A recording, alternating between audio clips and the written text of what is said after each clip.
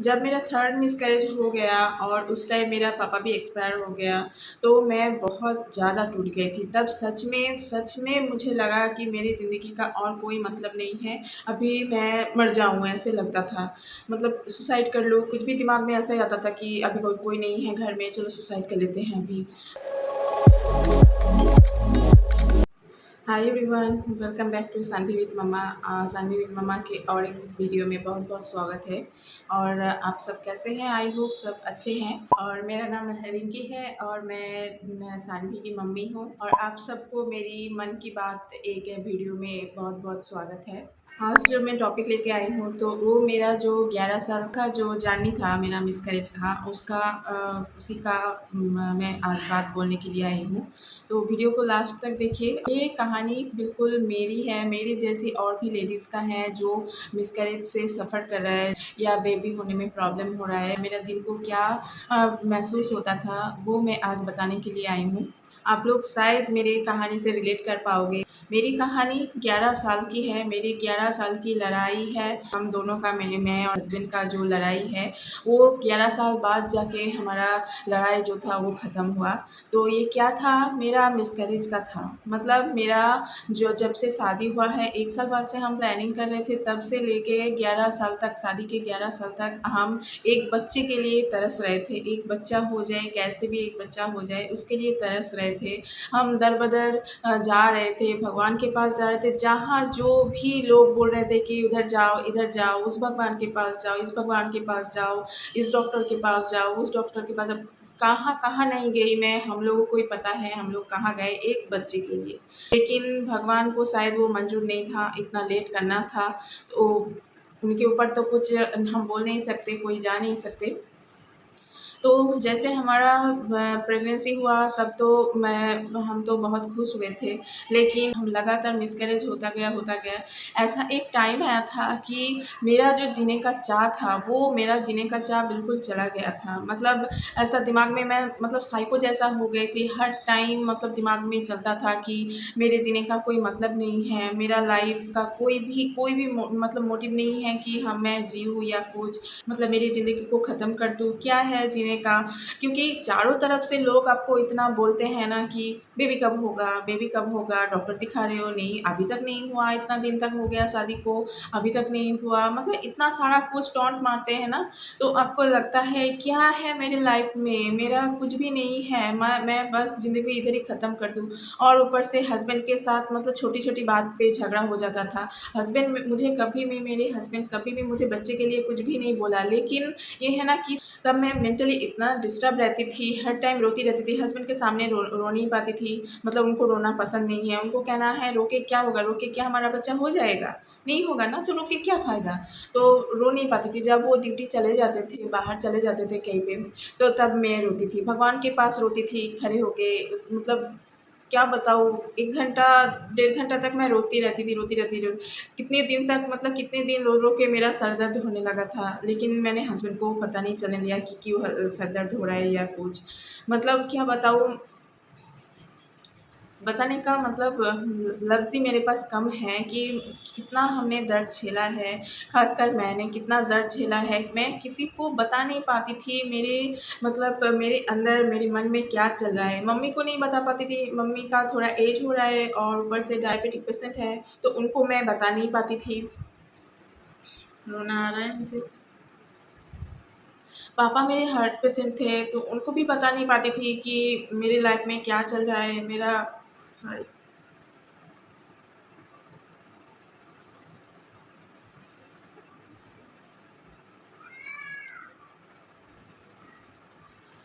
तो पापा को भी मैं नहीं बता पाती थी कि क्या करूँ, कहाँ जाऊँ, किसको दिखाऊँ, कहाँ से मैं बच्चा एक लाऊँ। और सास-ससुर को भी नहीं बता पाती थी क्योंकि वो भी एजेड है, वो भी मतलब उनको भी एज हो रहा है अभी। वो लोग भी छोटी-छोटी बात पे टेंशन करते हैं, तो उनको भी मैं बता नहीं पाती थी। मतलब किसी को बताने की मतलब मेरा हिम्मत ही नहीं होता था। हस्बैंड को ज़्यादा खुल के नहीं बोल पाती थी क्योंकि उनको पसंद नहीं था कि हर टाइम मैं बच्चा करूँ, बच्चे के बारे में बात करूँ। ऐसा मतलब वो करके मेरा तबीयत ख़राब करूँ, ये मेरे हस्बैंड को पसंद नहीं था। और मैं बाहर रहती थी, घर से बहुत दूर हस्बैंड के साथ क्वार्टर्स में रहती थी। तो उधर किसको जानती हूँ, मतलब 2-3 साल 3 साल तक ही रहना है उधर। 3 साल में कौन कितना गहरा दोस्त बन जाता है। तो बाहर वाले को क्या बताऊँ, इसलिए किसी को नहीं बता पाती थी। कोई फ्रेंड फ़ोन तो करते हैं बहुत सारे फ्रेंड, लेकिन फ्रेंड को क्या बताऊँ? मतलब ऐसा लगता था ना कि किसी को बताऊँ तो वो मेरे ऊपर हँसेगा कि मैं ऐसे कर रही हूँ, इतना मतलब साइको जैसा हो रही हूँ। ये मेरे दिमाग में रहता था, तो किसी को मैं बता नहीं पाती थी, क्या बताऊँ? कौन क्या सोचेगा, क्या रिएक्ट करेगा? इसलिए मैं किसी को नहीं बता पाती थी। सिर्फ़ दिमाग में ही चलता था, कहाँ जाऊँ, क्या करूँ मैं, कौन-सी डॉक्टर के पास जाऊँ, या फिर भगवान मुझे मिल जाए तो भगवान को पूछूँ क्यों मेरे साथ ऐसा हो रहा है, या मैंने कौन-सा पाप किया है कि मेरे साथ ये हो रहा है। तो भगवान को बोलती थी, मैं भगवान के सामने बोलती थी। हर टाइम मैं बोलती थी क्यों? मैं जब भी पूजा करती थी, सुबह-शाम जब भी पूजा करती थी या भगवान के सामने से आती-जाती रहती थी, तो हर टाइम यही पूछती क्यों? मुझे क्यों इतना तकलीफ़ दे रहे हो? क्यों मुझे बेबी दे के भी ले रहे हो? देना नहीं था तो क्यों दे रहे हो? मतलब हर टाइम ऐसा ही दिमाग में चलता था। जब मेरा 3rd मिसकैरेज हो गया और उस टाइम मेरा पापा भी एक्सपायर हो गया, तो मैं बहुत ज़्यादा टूट गई थी। तब सच में मुझे लगा कि मेरी ज़िंदगी का और कोई मतलब नहीं है, अभी मैं मर जाऊँ ऐसे लगता था। मतलब सुसाइड कर लूँ, कुछ भी दिमाग में ऐसा ही आता था कि अभी कोई नहीं है घर में, चलो सुसाइड कर लेते हैं अभी। मतलब ऐसा लगता था किसी का बच्चा लेने जाऊँ तो मुझे लगता था कि कुछ बोल तो नहीं देगा कि नहीं मेरे बच्चे को हाथ नहीं लगाना, तुम्हारा बच्चा नहीं है तो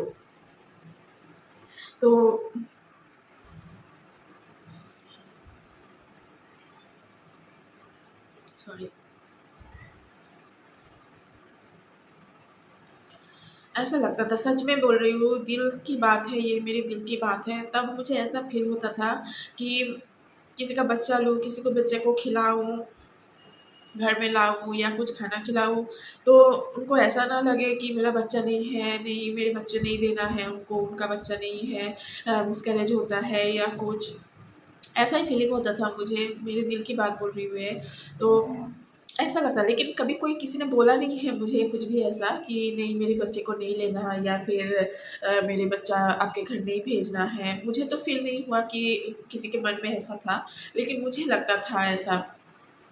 किसी शादी में जाऊँ, मैं बहुत पहले भी मैंने वीडियो में बोला है, मैं बहुत कम घर आती थी। मैं क्वार्टर में रहती थी, तो बहुत कम घर आती थी छुट्टी लेके हम उधर ही रहते थे, जहाँ क्वार्टर में रहते थे, उधर ही हस्बैंड के साथ उधर ही रहते थे। मैं घर कम आती थी, क्योंकि घर में आते ही कुछ ना कुछ प्रोग्राम वगैरह रहता है, कोई ऑकेशन रहता है या किसी का शादी वगैरह रहता है, तो जहीं कहीं भी जाओ एक ही क्वेश्चन उन लोगों के मुँह में मतलब रेडी रहता था कि अभी तक बच्चा नहीं हुआ, कब होगा? इतने साल तो हो गया। हाँ, मेरे बेटे के साथ तो शादी हुआ था, मेरे बेटे का 2 बच्चा हो गया, आपका अभी तक नहीं हुआ, आपकी बहू का अभी तक नहीं हुआ या आपकी बेटी का अभी तक नहीं हुआ। मतलब तो बहुत दिल को दुःख देता था ये सारी बातें।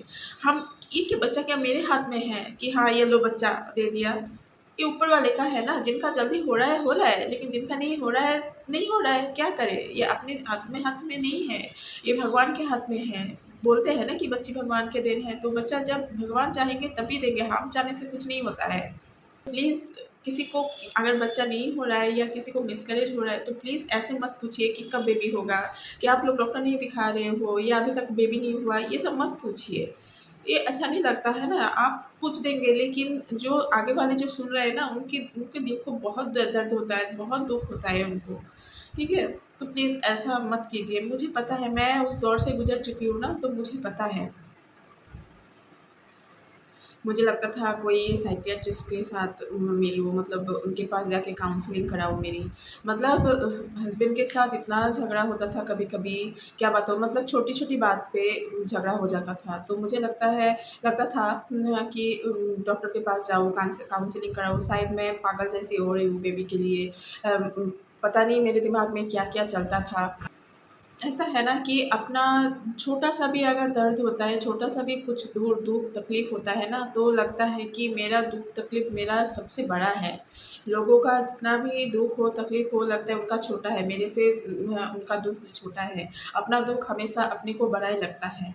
मेरे कहने का यही मतलब है कि अपना दुःख सबसे ज़्यादा बड़ा क्यों क्यों ना हो, लेकिन ऐसा है ना कि जब भी कोई बड़ा-सा तूफ़ान आता है, तो तूफ़ान आता है, कुछ टाइम रहता है, फिर वो चला जाता है। तूफ़ान ऐसा नहीं कि पूरी ज़िंदगी चलता है या पूरा हफ़्ता चलता है या पूरा दिन चलता है, ऐसा नहीं है। थोड़ी देर के लिए आता है और फिर चला जाता है। तूफ़ान में एक पेड़ का एक डंडा टूट जाए, एक डाली टूट जाए, तो इसका मतलब ये नहीं कि पेड़ को ही काट दे, ठीक है? तो हमारी ज़िंदगी भी ऐसा ही है।